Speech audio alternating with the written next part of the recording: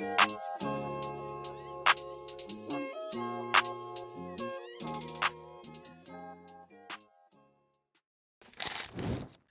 just like that, man, just like that, Nashville, we're back. We're back, man. Good morning to you guys again.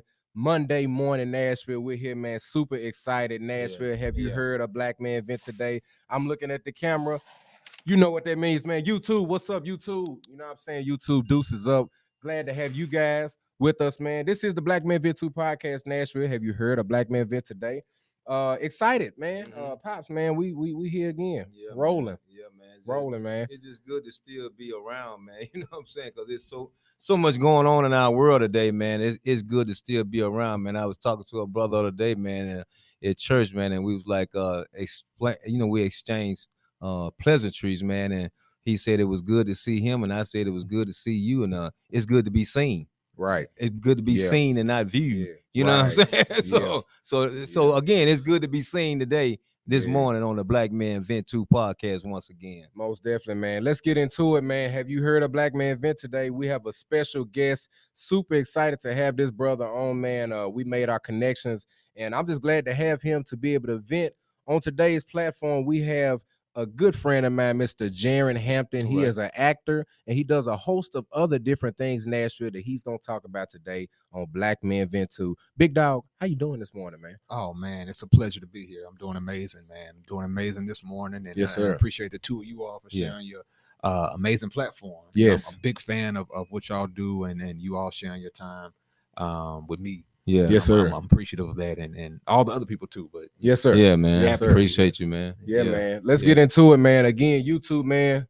What's up to y'all? Make sure that y'all get subscribe. Tell others to subscribe to our audio platform, Spotify, Amazon Music, Google Podcasts. Y'all know the lineup, man. Make sure y'all subscribe to our YouTube. Let's get into it, man.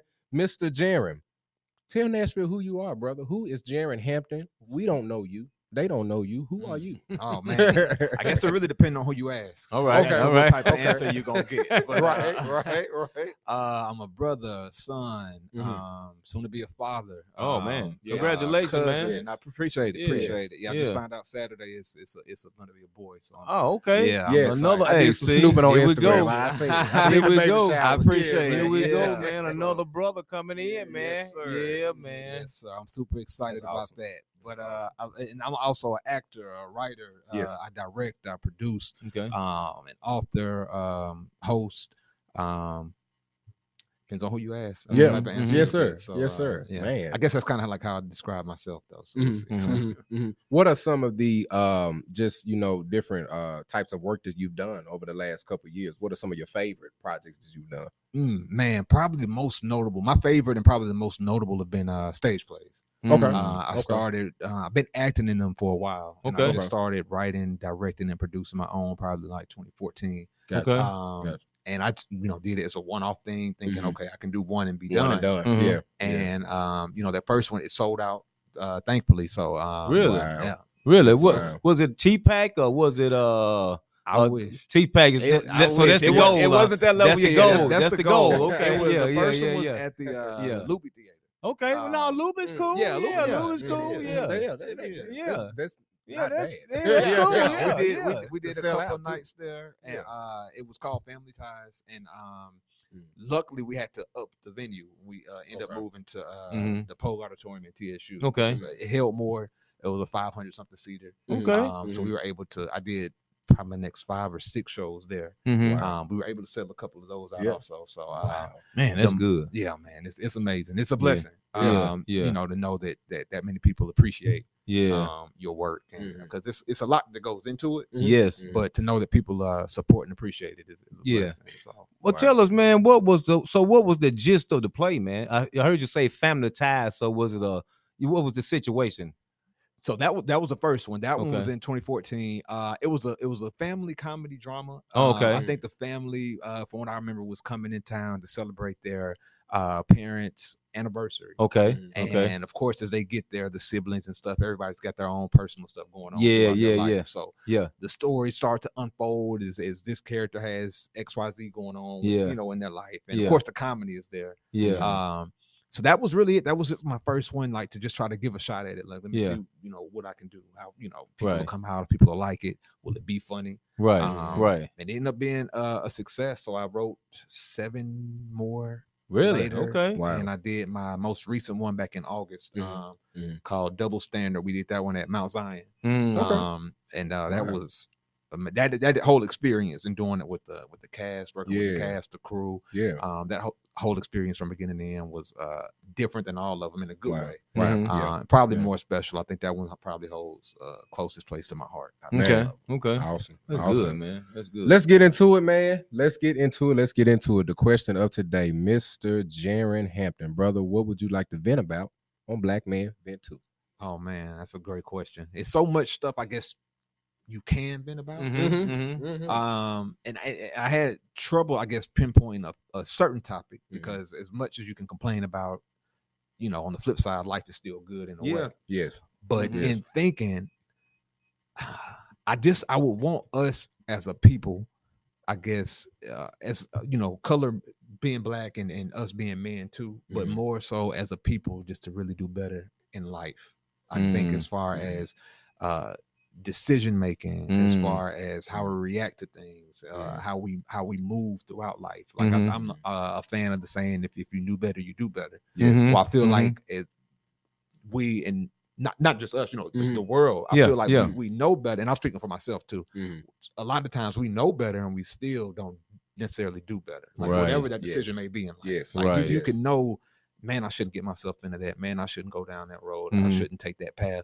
And whether it's the thrill or whether it's just I can do it this time and not get caught, or I can do it this time. I think that in itself is kind of what we stumble over and kind of holds us back from propelling and going forward to the next stage in life, I think, which will be So that's with anything too, not not just relationships, that's with jobs, that's with relationships, that's with hanging out with the right crowd or the right crew or the wrong crew.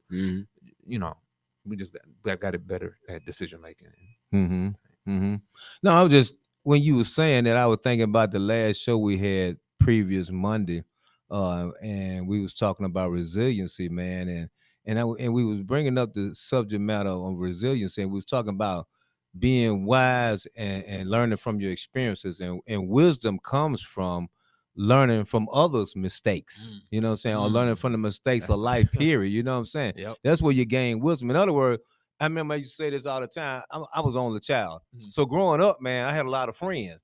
And I used to go dudes' houses, man, and see their parents break them off for different stuff. They getting broke off. And I'm like, you know what? I don't know what they did. Sometimes I did know what they did. And I said, I'm not going to do that at my house. So see, I was wise at a young age. Now I wasn't wise on a lot of stuff, but I don't like pain. So when I saw them taking pain, I'm like, nah, I don't want none of that, man. So I'm not doing that at my house. Cause I know if their parents broke them off, I know mine gonna break me off. Exactly. You know what I'm saying? Exactly. But experience, man, I think is like when you go through stuff and like you said, you have a situation where it might then succeed. Well, sometimes that's just the fact that you don't need to be doing this, period. But then sometimes we get that jailhouse mentality, man. Well, people get caught in jail, and go to jail, and they'll say, well, you know what? I just didn't do it right the first time. And they sit in there and they think about it. And then when they get out, then I'm going to do it like this. And then it still don't work. You know what I'm saying? So then you got a cycle of in and out of the institutionalized system, man, that you can't beat. You know what I'm saying? It's hard to beat that system doing it the way they want you to do it, because they want to get you set up so that you'll be locked down. That's what they want us at, man. You know what I'm saying? So I think what you said is true, man. We just got to really, truly make better decisions, man, on a whole lot of stuff. I'm talking about relationships. And this one thing, me and Jonathan was talking about this maybe yesterday, about doing a season, man, on a financial literacy. Because brothers, man, hey, man, we'll jack some money off, man. It's needed. Yeah, man. I agree 100%. That's another step.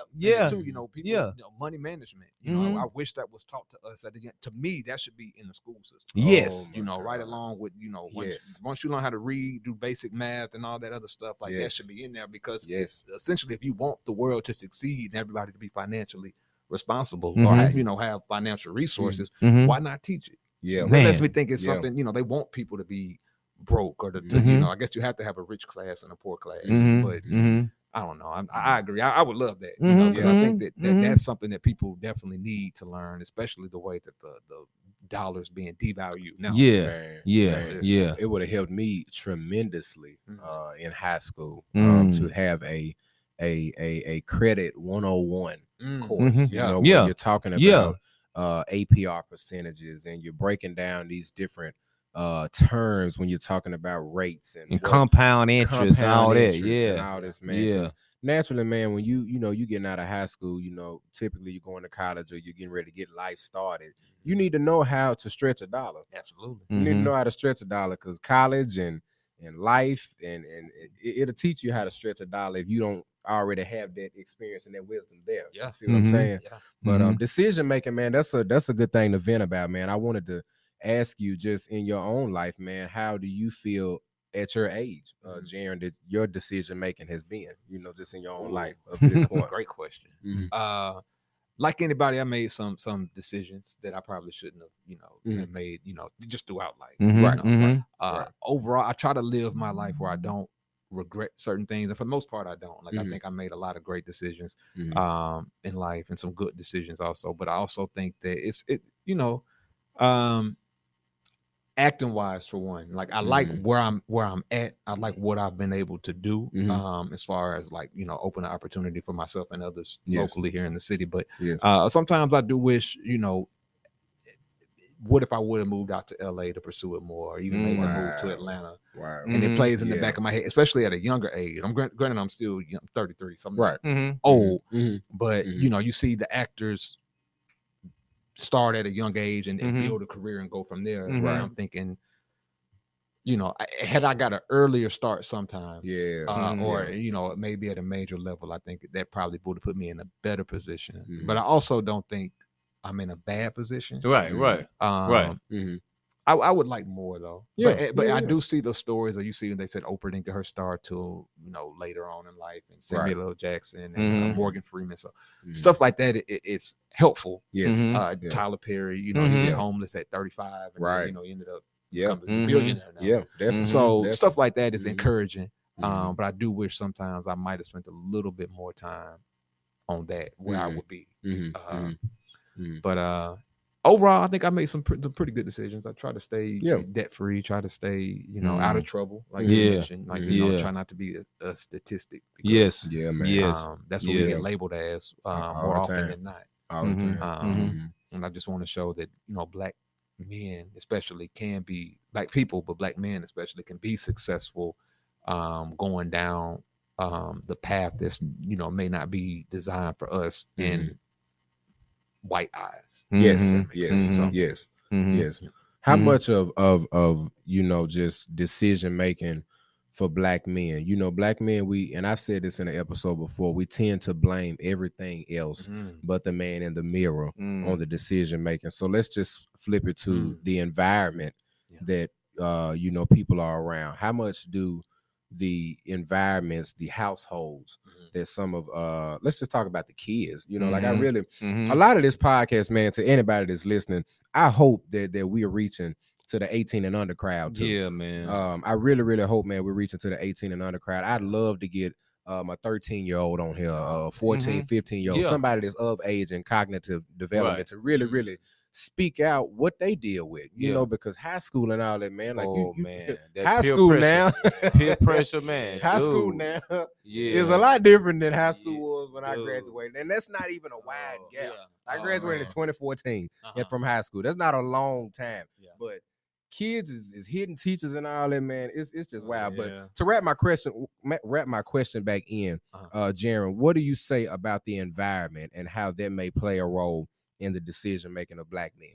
I think it plays a huge part. And I understand, and if you grow up in that environment, that's specifically all you know. In that lifestyle. If that's what you're around, you're programmed to believe that's the norm. Exactly. So I don't look at that as an excuse, but I don't think it's something that you can use as a crutch for life. Yeah. Right. As Yes. you grow older, you meet different people. Yes. You're in different situations. You Mhm. learn a right from wrong, and you can only let that handicap you, I think, so much. This is for the Yes. people that have the ability and the privilege to experience different things. Yeah. The people that are stuck in it and live in it, you know, I hate it for that because that's all they know, and some people don't want to know more. Mhm. But for the people that I do think have Mhm. have the chance to experience more, even if you meet or come across someone that can teach you more, Mhm. once you get to a certain age, you have to make the decision: do I want to continue going down this route, or do I want to do better? True. So at that So point, true. it becomes you know, what do I want to do? Because now I'm in control of my life. Yes. Mhm. So Yeah. what decision do I want to make? Right. But starting Right. out, I think in the adolescent years, Mhm. the toddler, teenage years, Mhm. early adulthood years, it definitely plays a part. Mhm. Yeah. Because that's all you really know. So you think this is the right way, and a Mhm. lot of us are built on the survival mode Mhm. versus the thriving mode. Yes. Mm. And I think that Yeah. puts us at a Mhm. huge Yeah. Mhm. disadvantage. Yeah. Yes. And I think that as we become like, I don't want my, you know, child and future children that have a Mhm. future Yeah. to have to experience that. But at the same Exactly. time, I don't want them to know that it doesn't exist. Right. Yes. This Right. is, you know, so Right. I want them to be in an advantage situation, but also show this is what the other side looks like. Mhm. And not even in a negative way, but Mhm. just you got a decision, you know, to Yes, make sir. from there. So Yes, Mhm. sir. Man, and then one of the one of the decisions that you recently made, like you just said, man, you decided to be a dad. That's Mm. a big one. That's Yeah. dude. That's That a is big one. major, man. I think a Yeah. lot of people don't give credence to the fact that being a parent in today's society is a major job, man. Mhm. I It agree. ain't no fly by night job, man. You know what I'm saying? I'm Yes, talking sir. about because think about it, you got a young black male that you getting ready to bring up. You already know what it's like for a black male, Yes, and then sir. you got to try to Mhm. steer him through all of that and try to make sure he get the education piece down, Mhm. man. Get the morals down, Mhm. get the ethics down, man. Dude, that's 24/24, man. Yes, you know what I'm sir. saying? Yes, sir. that ain't You that ain't no absolutely right. that ain't no like, okay, I'm gonna hit it the day I come back next week. Yeah. You know what I'm Yes, saying? sir. I put like Yes, that sir. if you want to be in a child's life, you know what I'm saying? Yes, sir. And I Right. would hope that most black men would want to be in their child's life. So, Mhm. and I just thought about this as we were speaking on that. So think about a child that does not have a father, don't have a father that want to be in their life. Mhm. From your perspective, or do you know anything about this? How important is it for us to have mentors? Wow. I think it's extremely important. Yeah. Mhm. I worked at a summer camp for like 3 years of my life. Okay. In my early 20s. Okay. And I think that was one of the greatest jobs and experiences I had because I was able to be a camp counselor. Is what I was, but I mentored a young black man. A lot of them were inner city youth, and just being around them, having them gravitate to me, and I took to them like Yes. Right. they were not necessarily teaching me anything, but letting me know like I felt needed and Yes. wanted. Mhm. And that's something even if I could still do to this day, I would do it in some capacity because it is needed for the simple fact that so many unfortunately do lack fathers or consistent fathers Yes. in their life. Right. And I do think that is important in the growth of a child in general, but especially a black male. Yes, Yeah. man. Yes, Yeah. man. Because Yeah. black males, man, we're having more of them now. But growing up, man, we didn't have a lot of people that we could look up to unless you really did your research and did your history. Because growing up in school, they didn't teach us about Medgar Evers and Martin Luther King and some of the heroes that we have now, Harriet Tubman, man. Then you go all the way back even to Frederick Douglass, man, and George Washington Cup. All these cats, man, they didn't teach us about these dudes. They taught us about George Washington, Abraham Lincoln, Columbus, and now we done found out a bunch of that stuff was lies. You know what I'm saying? And now they trying to cover it up. And even when you talk about it, they try to ban you. They don't want you to talk about it. You know what I'm saying? Yeah. So we got to make sure that we as black men do a better job at teaching our kids Yes, what's sir. real and what's not real. You know Yeah. what I'm saying? Because I heard you saying that earlier, man, about how you want to make sure that your kids, get a good foundation and all that stuff. We got to be the ones to do that. I agree. Yeah, we Yes, can't sir. wait on the system, man. You know how we want to, just like for instance, we want to drop our kids off at the church, want to drop them off at school, want to drop them off at football practice. We're always dropping them off. You know what I'm saying? Wow. You know what I'm saying? Wow. Stop all that dropping out, Yeah. man, and start staying with them at some of this them. stuff. Yes, You know what I'm sir. saying? Just like when my kids growing up, I didn't drop them off at football practice. I was at football practice. Yeah. I was at baseball practice. Yes, I was at baseball, all the sports, man. My other son, he played soccer and tennis. I went too much into that, but I stayed though. You know what I'm saying? Yes, man. sir. So we gotta just be more of a presence, man. You know what I'm saying? Because I think it's one of these things we talk about in the church sector, man. Presence ministry is big. Sometimes you can be present and you don't have to say a thing. Just the fact that you showed up, man. Yeah, I agree 100%. And that support alone, like, man. and I see, through you that you've done, an amazing job. Just trying, still working on him. Still working on him. You know what? You started at a good path. Yeah. I mean, I see, and just meeting you all already, great conversation, great people. Yes. So Praise God. Thank you, bro. I'm telling you, it's important. And I was, lucky and blessed enough to have my dad be a big part of my life. Oh, man. Also. Yeah, that is a blessing. Yeah. Because my mother passed when I was 15. Wow. She had breast cancer. Really? Wow. And, he was, he was always in my life even before then. Yes. But he was, the fact that he stayed after and took care, I had a younger sister that grew up in the house. She was only 5 when it happened. Wow. So he had to, I was 15. So I was on my way, a couple more years of high school. I'm off to college. And she's just really getting to learn the world. Right. And, he was always in the picture. And I always definitely, give him. Shout out to Pop. Wow. Yeah, huge shout out. Because like you said, I understand the importance of it. And you attest to that too. Yes, sir. Him always being in your life. So I think that is an important, just to have that support. Like, yes. It's huge. Yeah, man. And see, especially him for a girl, man, she needs to know what a real man looks like. And see, when she looking at her dad, especially him being in her life, I'm pretty sure he was very supportive in trying to show her what men should do, what men should not do, what they expect out of a good man, all that stuff.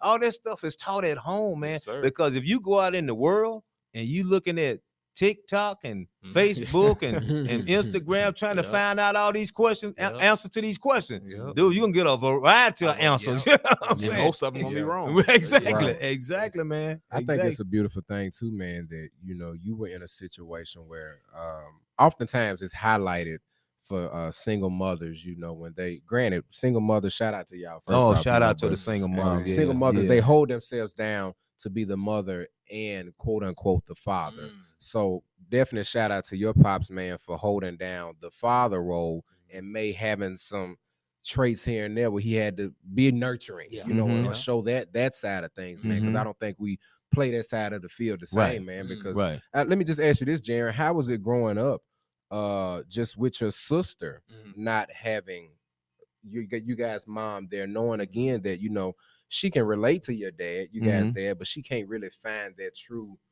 bridge of connection, if you will, on how to really be a woman, right? So how was it growing up with your sister, knowing that true top influence of what a woman would look like was no longer there at the time? Great question. I always felt, and still do sometimes, bad for her. And that's not the phrasing might be different, but I always felt I hated it for the simple fact that, like, through 15 years, which I always felt the time was too soon for me. I have a lot of memories that I can take with me. And at 5, when it happened for her, she didn't really have a lot. So she battles that a lot. Like, sometimes we'll show a picture or something, and 5, you kind of get that vague. She's 20. She's 23 now. But she doesn't have a lot of memories. So I really hate that for her. Luckily, we're still really close to my mom's side of the family, like, to this day. And she had a lot of sisters, and my aunts played a big part. They stepped in, like, they called. She would come and go and spend like a couple of weekends with them, like during the summers or whatever, and holidays. Anything she's got going on. She graduates from TSU this December. They're gonna come Blue. up. Hey, congrats! If she's listening, congrats. So birthdays, they call, they come up anytime we got something going on. And for me too, but I really like it more so for my sister to have those women around. Yes. Because she did, I guess, lack in that because my Mhm. dad might date a woman, and Mhm. nothing was ever really stable enough for her to have a consistent woman figure. So when my aunts came in and played that part, it helped out. Definitely. It helped out a lot. And she grew up, like you said, in the social media era when it was big. So it's easy to lose influence. Yes. And luckily she stayed on a good path with that. But That's awesome. yeah, I know it was tough for both sides. I'll definitely say that. Like him raising, a daughter in that capacity, and then her not having a mother figure around. And then shortly after, like when I turned 17 and graduated from high school, I spent my first 2 years of college at University of Memphis. Okay. So I had moved out, and it was just really them. So I feel like sometimes he may not have had the help I needed or he needed from me, at least for those 2 years. Yeah, right. Then I ended up transferring to MTSU, and I was back home. But no, it was them first 2 years at Memphis. Was that those ramen noodle days? I think all 5, because I did the 5-year route in college. All 5 of them years were the ramen noodle days. I'm gonna be honest with you. Yeah, bro. Yeah, all 5 of those years were the ramen noodle days. Man, dude, you get creative and start putting little chicken breast bites and stuff like that after a while. Somebody was telling me the other day they used to crack them up and then put the season on there and eat them like chips. Yeah, yes, that never really. Yeah, I never they did. eat it raw. Yeah, they don't boil it. Yeah. So I was on the back half of that era. Yeah, I felt like. Yeah. I'd be sitting here lying to say it if I didn't do it though. Yeah. 'Cause I did it time or two. Lord. I skipped that one, but I definitely was a boil them. Man. Better know it. Better know it, man. Man, just talking again, man. And again, brother, just thank you for being on, man. You guys are listening to the Black Men Vent Table podcast. Have you heard of Black Men Vent today? As we get ready to wrap up, Jaren, man, again, we're talking about decision making, and that's such a broad topic, and I'm glad you kind of brought it on, man. Just kind of leading into our next segment. Decision making for brothers in relationships, man. When are we gonna get that part right? Why are we fading? In my opinion, why are we fading out of the marriage era? You don't see too many. You see more of the relationships that have been together for 10 years, but you ask them why y'all ain't got marriage, and they just be like, well, we just been rocking it out. What are we fearful of in this day and time as Black men when you talk about decision making for marriage? Why we don't run down to that altar with these women? That's a great question too. I can only speak from my thoughts. Yes. I feel like a lot of it, and let me preface this by saying, so I won't get in no trouble. I plan to get married one day. Yes, sir. Yes, sir. Yes, sir. There you go. Disclaimer. He got that out there. Marriage is in my plans. But I see the flip side. I think a lot of it. So I think people are starting to realize more and more now these days that the business side of marriage is probably what's prohibiting a lot of people. Because you see every other day it's a celebrity or somebody you know that's getting a divorce all over the news. And I think that people are looking at it like we can be single or not single. We can be together without the ramifications of, okay, if we get divorced, so-and-so gets half. The contract. Or the contract side of things. Because essentially, yeah. you know, and it may be a little bit more work, but you can do what you want with your spouse almost the same for marriage. For instance, if I wanted to take and add my girl to my insurance or make her a beneficiary, all of that, to where everything that she would get had we not been married would be in place for, or everything she would get if we were married would be in place if we were not married. You could technically do all of that. So I'm not saying that that's the route to go, but I think that's what's prohibiting a lot of people. And then I think that the biggest contributing factor is honestly social media, reality TV, like what people see on TV as far as marriage and relationships not being sustaining. And they aren't, but I think that's playing into everybody's mind as far as, you know, why am I gonna get married and, you know, I'm gonna end up being divorced, you know, because you really don't know the future. You love somebody on Monday and hate them on Tuesday. Or just, you know, in some, even when it's a that's what an amicable agreement or what's the irreconcilable differences where you can still be cool with that person and you still have to go through the business of maybe we're just not right for each other, so let's split ways. So it's tough. It's tough. And I get why it's scary too. Man. True. Hey man, we are gonna get into a commercial break. Y'all know how we rock, man. The Black Man Vent 2 podcast. We have actor, producer, anything dealing with movies and stage plays and all that good stuff. Jaren Hampton is with us, man, on Black Man Vent 2, the podcast this morning. After this commercial break, we'll get right back into today's episode. My name is Jaren Hampton, award-winning playwright, actor, director, and producer, and you're watching Black Man Vent 2. And just like that, man, we are back. We're back. Hope you guys enjoyed that commercial break. Black Man Vent 2, your favorite podcast each and every Monday morning. Have you heard of Black Man Vent today? YouTube, what is up? Yes. Deuces up. Yes. How y'all doing? We are here, man. Black Man Vent 2 podcast. We have Jaren Hampton that is with us. If you guys are just now joining us, we've been venting about decision making. Very, very interesting topic that Mr. Hampton, kind of introduced us to, man. And let's just keep getting into it. Have you heard of Black Man Vent today, Pops? I'll let you kind of lead us off, man, to get into this next part of this good segment. Well, when we come out we was talking about the marriage thing, man. I want to kind of pick back over that a little bit. And this one thing I want to say about marriage. I've been married, man, for 27 years. And one thing I can say about it is don't be afraid of the commitment if you truly love the person. You know what I'm saying? Because a lot of people tell you, man, well, you ain't got to you don't want to tie it up to all this legal, the paperwork and all that.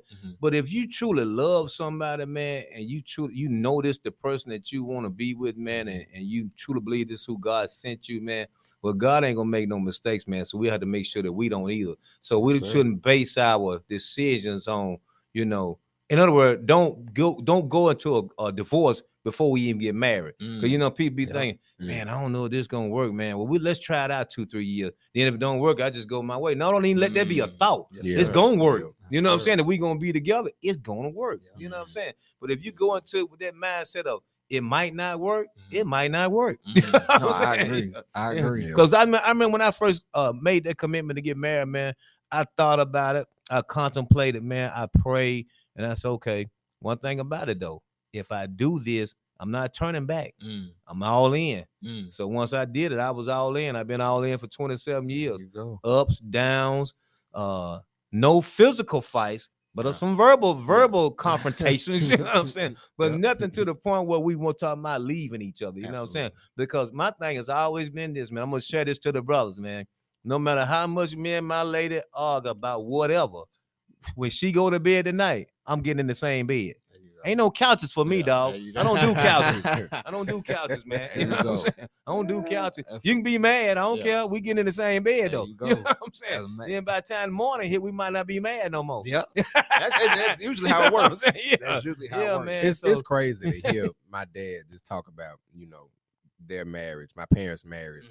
And then in my head, I'm thinking a relationship in the millennial age look like if a dude posts a celebrity female on his page on Instagram and his girl see it. Oh, you gonna start it? She don't look like what the celebrity that was posted looks like. Now you got a whole nother problem, and y'all are divorced or break up off of an Instagram post. That's strange. Like you said, and it's different eras, man. Because I even heard you talk about on the last podcast about how your generation was just coming in on. What was not Facebook? What was before MySpace? MySpace. So you came in on the MySpace and all that. So Joshua, he coming in 6 years later. All this stuff is just out there now, man. So it's just like how stuff changes over generation. Like you said, when I first got married, man, the MySpace that wasn't even thought about, man. You know what I'm saying? One thing, man. But so that just let you know, man, that when you got something that's real, man, you really have to watch the distractions. Oh yeah, because see, when you get married, guarantee you this, man, everybody ain't gonna be happy because you got married, because you found the right one and she found the right one. It's gonna be some haters, dude. You know what I'm saying? It's gonna be some haters, man. I often get interested, Jaren, in asking this question to black brothers, man, because we go through it, and if you live long enough, you've been through this before. Vent about your first heartbreak. Oh my goodness, what was your first one, man? What was the one that broke you down? Had you listening to your I listen to Drake when I go through emotional relationship problems. So whatever artist you gravitate to when you got that lonely night. Who you put me on the spot with that one? Yeah. You know what? And I'm not just saying this. I don't know that I've experienced a heartbreak yet. Like, you know, at least in the relationship sense. Okay. Yeah. Man, that's a good thing, Man. Yeah. And I'm thinking hard. I'm sure it's happened. Mhm. What? Oh, you know, it was okay. So this was probably like 6th grade. Uh-huh. I was That really, count? Yeah. Yeah. 6th grade, probably 5th and 6th grade. I was Yeah. crazy over like 2 different girls, one in 5th, one in 6th grade. Uh-huh. And one I had in 5th grade, I had bought like the Valentine's Day stuff for and stuff like Yeah, that. You know, yeah. I'm excited. You know, that's when Yeah. you bring the stuff to school. Yeah, yeah, stuff like that. So first I was like the 6th or 7th dude that brought her something, number one. So I'm already in the take the numbers. Oh man. Man, you had Beyonce man. then. Yeah, Yeah, right. yeah. And I won't say her name, but Man. then That's I funny. was like, dang. And then you know, I think she ended up leaving my stuff at school or something like that. Oh, And my I don't know, it got goodness. thrown away or Oh, something yeah. like that. Played your stuff to the left, Yeah. man. Yeah, and I'm Yeah. like, Oh, man. man. And then in 6th grade, there was a girl I was really crazy over, and we still good friends to this day or whatever. Wow. But in the 6th grade, you know, I'm crazy over. I'm telling everybody, you know, man, I like this girl. Yeah, I'm yeah. feeling her. I'm crazy over Yeah. her. And you know, I asked her out, and the first couple times she was like, no. And then the third time she was like, yeah. Yeah. And we went together for 3 days, and she broke up with me. And then somebody told me later, yeah, she just, you know, went with you because you know, she liked you. She knew you liked her. She felt sorry for you.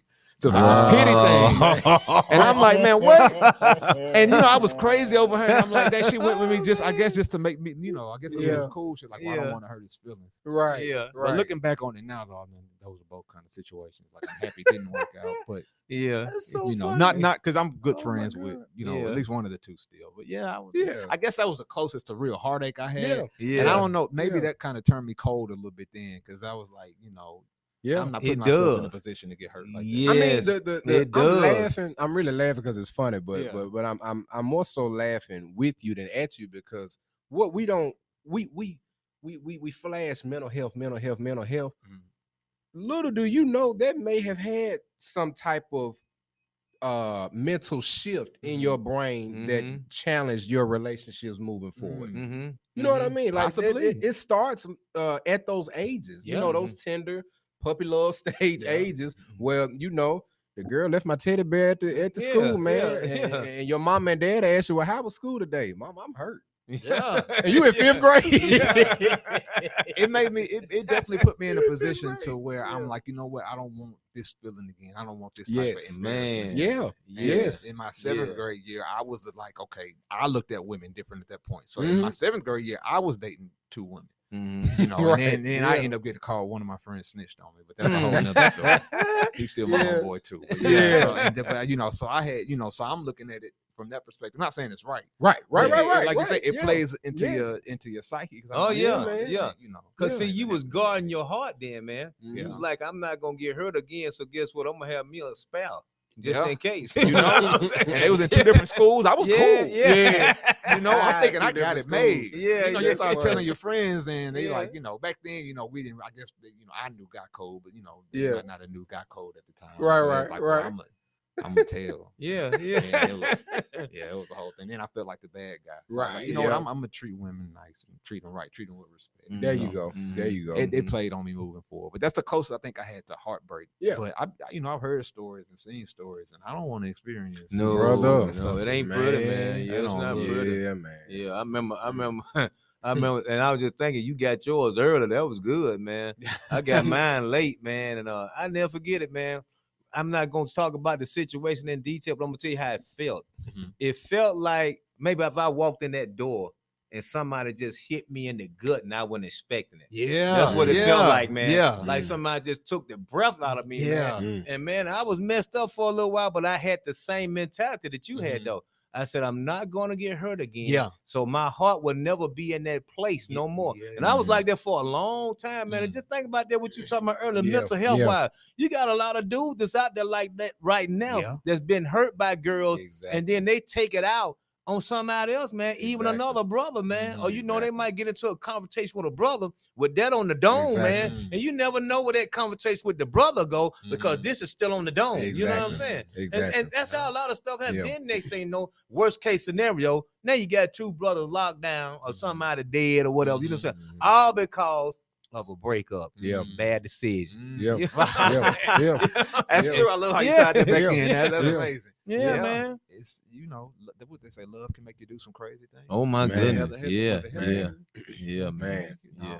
I can't think of it now. No, I forgot who you know what I'm talking about. Yeah. I'm with you. Do some crazy. Oh, Deborah Cox. That's who. I had to get it right. Because I was humming it with him. Yeah. I was humming it with him. It's one of them things, man. I've had my share of heartbreaks, man. My very first one, I will never forget, man. But it's one of those things where you learn something in that moment, and I truly believe that parents can't teach you everything. You know, some stuff you do have to get out there and you may hit your head or bump your head on, and it may be something that they warned you about or kind of told you in the foresight or the in the future that you may see, but the experience, I think you actually going through it, you really are able to absorb everything that comes with that, man. And a heartbreak is serious. Like folks die from heartaches. Oh, without a doubt. Without a doubt. I tell you a prime example. The Uvalde, Texas shooting incident that happened with the kids and whatnot. One of the victims was a woman. It was on Instagram. They put it on there. One of the victims was a woman. She was a teacher, I believe, and I think they reported that her husband died 3 days later. Oh, I've heard that several times. He died 3 days later. I've heard that several times, man. There was nothing reported about medical issues prior to then or nothing like that, man. But his wife died and just his kids. That was the next thing. It was 2 kids and his wife. So you got to think, man, for 3 days he went in his children's room, and that same day that the kids woke up to go to school, that his wife woke up to go to school to teach, he got to walk back in that same room. For the next 72 hours. Man. So heartaches kill. Man. And it's not even just that. They die. I'm sorry. I mean, go ahead. No, not even just that they died, because that's hard enough. When you see it coming, it's hard enough. But how they died, you didn't see coming. So he probably at work. Yeah. To get that call when you thinking it's just a regular day like that. I heard that story too. It broke my heart. Man. I don't even know them, and I hate it for that. That just any type of situation like that, it always hits a soft spot. Man. You never understand it. And think about this, man. We talking about decision making. What we have to understand, man, I'm talking about this is for brothers out there, sisters, whatever, man. Understand the fact that our decisions affect more than just us, especially like you being a father right now. Your decisions right now is going to affect your child coming up. Whatever you do right now. Just say, for instance, you decide to go out here and leave in this podcast. You decide, well, man, I'm going to go hang out at the bar, man, and kick with some of the fellas. Even though my lady did tell me to pick up the pickles. I get the pickles on my way home. But guess what? That you not getting the pickles and coming home and going hanging out with your boy, that's causing her some extra stress. That's affecting your baby, man. Already. You know what I'm saying? We have to be careful, man, about the decisions we make, man, because not only do it affect us, but it affects future relationships, all that stuff, man, all because of one bad decision. I was just sharing this with my youngest son today, that if you make a bad decision, man, it could change your life forever.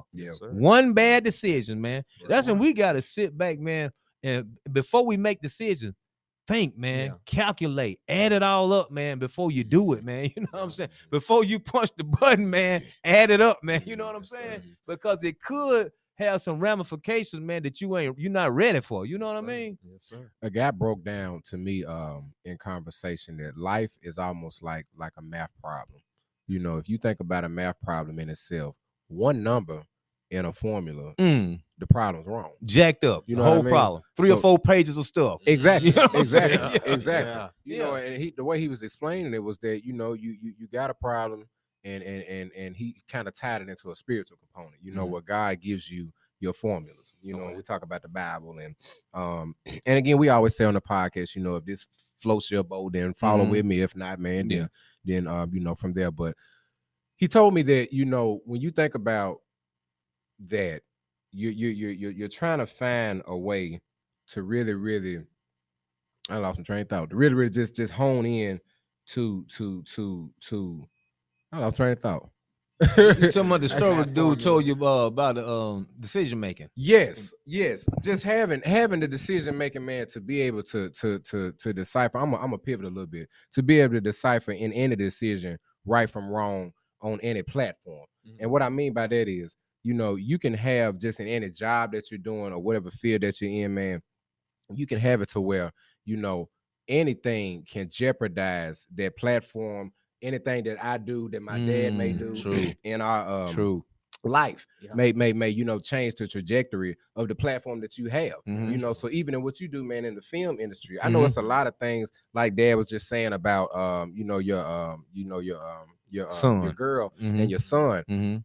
Whatever decision that you make now can affect your career, affect your industry than what you're doing in the movie things and stuff like that, man. So let me ask you this: in decision making, how important is it to always have that in the back of your head, man, that whatever decision you make as a black man can not only affect you, your family, but affect, man, what's putting the food on the table at the end of the day? For me, always. Yeah. Always. Yeah. And I think that's why I, want to speak to the fact that making the wrong decision, like y'all have put and well said with, stories and examples, the importance of it. I'm always thinking, and me, I'm an overthinker too, for a lot of times for the good, sometimes for the bad. I'm always thinking of what can go right, what can go wrong, what can happen if this, that, and the other happen. What's the best case scenario? What's the worst case scenario? How can I benefit? How could this help benefit somebody else? Or how could it be a detriment to me and my loved ones? So I'm always, I don't know. I don't like to I'm not the type that's just gonna like sign the paperwork. I got to get it looked over by 2 or 3 eyes. Yes. I'm not the type that's gonna do something because it sounds good. Like, oh, let's, you can get this for half off, but you got to get it today. Like, no, it's okay. Why I got to get it today? Why I got to get it today? Right. I need to know. Right. So you got to answer these questions. So, my dad, he always instilled to me, ask questions. I don't mind asking the questions that sound dumb. Like, break it down to me like I'm, in elementary. Yes, sir. Like, break it down to me in layman's yes, terms. sir. Like, I don't like being around professional people and they talking in a term that I can't agree with. Like, take everything you just said and talk to me like I'm 5. Right. Until I get it. If I don't understand. Right. And I'm the same way. If I'm explaining something to somebody, I don't mind over-explaining because I want everybody to be on the same page. Exactly. Yes. You definitely want to make sure that, and like you said, any decision I make can affect my son, my girl, like my family, my friends. So I'm always overthinking. And just because you want the best possible outcome. Right. And it's sad we don't think about the decision making consequences until after the decision is made, and you see the consequences.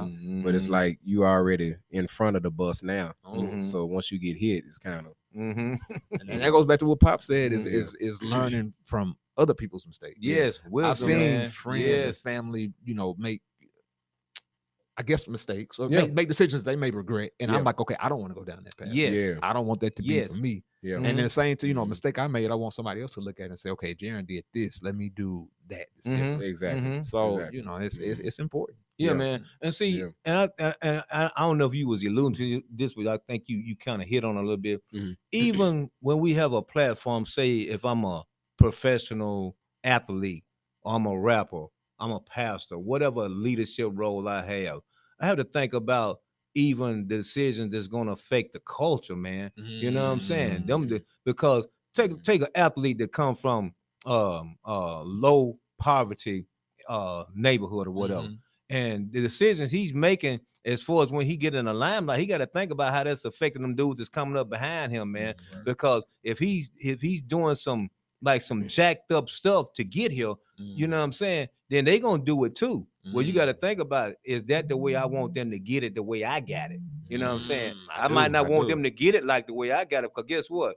They might not get the same outcome that I got. Because just because I eat hot chips, they might burn my mouth. They might not burn your mouth, but they still hot chips. You know what I'm saying? So what I'm saying is we have to be careful when we get these certain platforms and when we get raised up to these certain levels, man, that we have to be careful about, again, the decisions we make, man. You know what I'm saying? Because, again, I look at, and don't get me wrong, I love rap, man. But sometimes I listen to some of these lyrics, man, and I'm like, dude, okay, that's cool for certain audiences. Yeah. But everybody that you think is not gonna hear it, they are gonna hear it. You talking about 4, 5, 6, 7, 8? Yeah, they hearing it too. Yeah. So what do they think that you rapping to one of us? No, you rapping to them too. That's so You gotta true. think about that, man. You know what I'm saying? And yeah, I agree 100%. And I think when it glorifies it, when you look at the end result, and that's what so many people do, they're like, okay, well, the road couldn't have been that bad. If, you know, so I can take that road that they got there. They talk about, you know, whether it's slinging drugs or whatever the case may be, like, you know, so it makes it appealing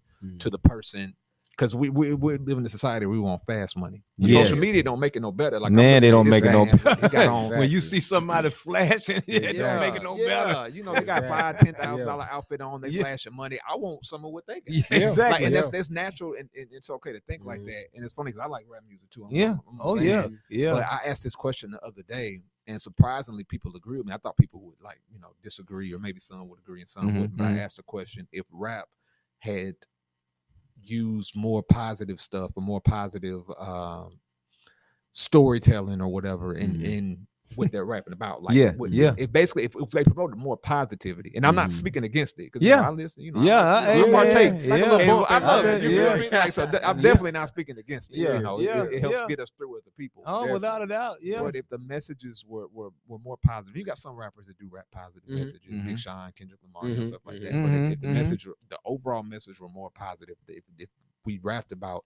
like what Jay-Z rapped about in the 444 album a couple of years ago, about investments and man. If more rap was there about you that, go. about the stability in the home. Like, instead of being with 100 different women, and how that's cool, how you could build something with one. Like, if that were, and it's too late now in time because too much music is out there. But if you go back to where it started, if that were the message that transcended down, and that was looked at as cool, what route will we be on now as a society? Sometimes I wonder. And think about this, man. And you had to do your research on it.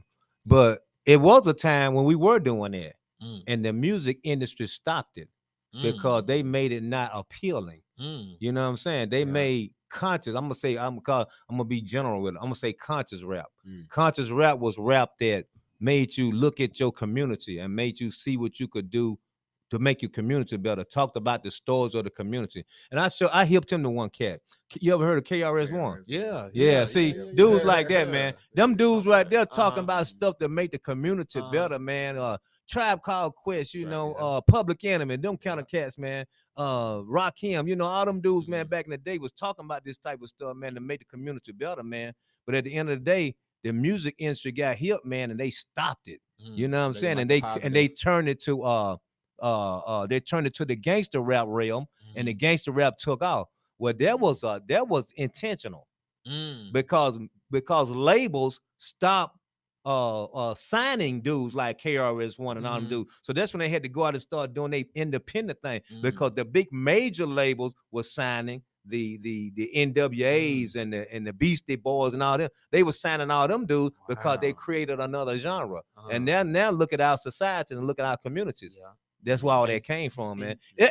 All of that was by design, man. I believe it. I believe it, because even on I listen to Breakfast Club a lot, and I think Charlamagne was talking one day. I think they had like the cast for like the 35th anniversary of Different World on there, and they were celebrating. And he was bringing up the fact that they did that, like you said, in music, also in TV, because you saw positive images in TV. There it is. Different World, and the Cosby Show, and the Steve Harvey Show, and now reality TV is the big thing, and they fight and throwing drinks in faces and all that.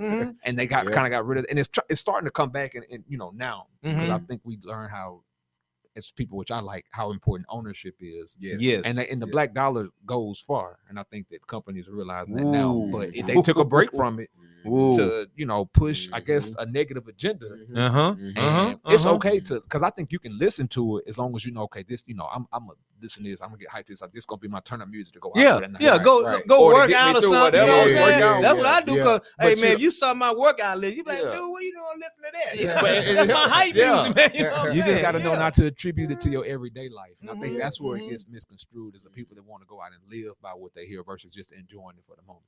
Because you can see a movie and okay, I'm not finna go, and Bad Boys, one of my favorite movies. I ain't trying to be they make being a cop look cool. And good and well, it ain't like that. So I'm not trying to join that field, but I'm gonna enjoy the movie. You know what I'm saying? Yeah. And think about what you just said, though. See, that's the influence, though. That's what I'm talking about. Of the decisions that people are making out there, man, and realizing 7, 8, 9. Yeah. We like I said, we can look at them like, man, I know I ain't gonna do that, but I like the movie. Yeah. I just went and seen Black Adam. Hey, man. Yeah. And I like one line that Rock said in that movie, man. He said, let's come to the grips with this. You can't stop me and I can't be stopped. So what we gonna do? I love that. And when he said that, I'm like, but see, now you take somebody that's being influenced, that's young like that, they thinking, I can't be stopped either. What y'all gonna do to stop me? You know what I'm saying? But in my mind, I'm like, okay, Rock can say that, but I know I can't do that stuff. You know what I'm saying? So it's like influence, man. You have to be careful about your influence, man. And what you said too, the black dollar, man. We talked about this on another show. We did. Man, the black dollar from the statistic that Mr. Sturtevant gave us does not turn in our community not one time. But it turns in the Jewish community 17 times before it goes outside of that community. So break that down. In other words, Jewish people spend their dollars with their community, and it circulates 17 times. It don't circulate in our community not one time. As soon as we get it, we gone with it. You know what I'm saying? Why do y'all think that is? Because that's a great point. Hey, man. Because of what we trying to do right now, make people aware of this stuff. See, I guarantee you, I wasn't even aware of it. I caught myself, we talked about it earlier. When he said it threw us off. Man, it threw us off, man. I'm like, say what? Wow. Wait a minute, say that. I made him say it again. Because I'm like, what? And I was like you. I'm like, wait a minute, say what now? He was like, our community, when we get $1, we first thing we do is spend it with somebody else instead of spending with our own. Your Nikes, your Adidas, your instead of your brand that your cousin, uncle, auntie, nephew got, or just something like that, man. And then as we get ready to wrap up, man, we often talk about black business and the etiquette and professionalism behind black business. I'm gonna go to KFC, white owned, and get a 2-piece and a biscuit before I go black owned and get a 2-piece and a biscuit, because y'all got a little attitude over here at the black owned spot. Y'all gonna take a little minute. Y'all gonna keep asking me anything else. And so I just ain't got time for that. So I think we got to do a better job as black people of if we want the dollar to be spent around our community, let's show a little bit more professionalism. A little bit more professionalism behind it. You know, because influence and decision making. We just got to do better overall with that, man. I just think overall, man, in general. Because our race has so much to offer to the world.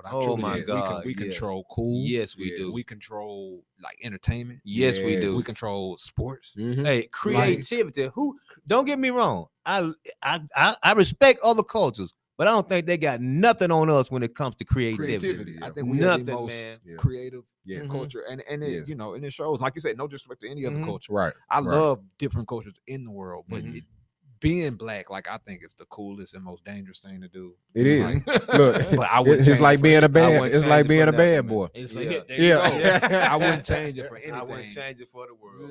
But like you said, decision making, I think is what it boils down to. We got to make better decisions as a people. Yes. And as a society, and you know that goes beyond black too. Like that, right. You know, people who make the awful decision to go and shoot up schools. Like I'll never understand that. But I'm like, that's something, you know, like, don't do the decision. When people make the decision to go out and just rob somebody because they got it. So I'm gonna take it from them. Like I hate that. Like I hate these. So that's just but I don't know. It's better decisions overall. True. Jaren, brother, it's been a good episode, man. Yeah, man. I appreciate y'all. Time went by great so conversation. fast. It did, brother. Yeah, man. Do us a good favor, man. Talk to our audience on YouTube and our audio platform. Leave us with all of your social media handles, how we can find you, man. Maybe the next future project that you're getting ready to work on, man. Kind of leave us with that. Okay, yeah, man. So my name is Jaren Hampton, Jaren J Hampton. Go by either one. You can find me on Instagram at Jaren the Great. You can find me on Facebook at Jaren J Hampton, and my business page, Jaren J Hampton Productions. My girl helped me get an LLC early this year. So it's cool. Legit business. There everything being done and funded properly and right. So it's Jaren J Hampton Productions on Facebook. And I don't have a TikTok yet, but I'm gonna get one soon. There you go. I'm gonna create me one soon. So I'll have that name. Hopefully next time if I'm back up here, I'll definitely have that name. Yes, sir. Yes, and new projects. We just finished up to play Double Standard back in August. Mhm. I've been taking a little bit of break, but my hand's been itching, so I'm gonna get back writing Yes, soon. sir. Cool. Yes, I don't know sir. if it's gonna be a play, a book, or a movie Okay. yet, Okay. but it's gonna be something.